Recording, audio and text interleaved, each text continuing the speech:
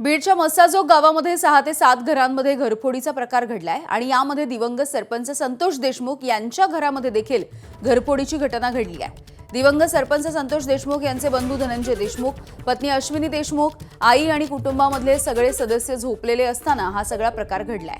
यानंतर या संदर्भात पोलिसांना माहिती देण्यात आली आहे। मस्साजोगमध्ये केज पोलिसांसह बीड स्थानिक गुन्हे शाखेचं पथक आणि फॉरेन्सिकची टीम दाखल झाली। यासोबतच गावामध्ये असलेल्या तलावावरील विजेचे पंपाचं साहित्य देखील चोरीला गेल्याचं कळतंय।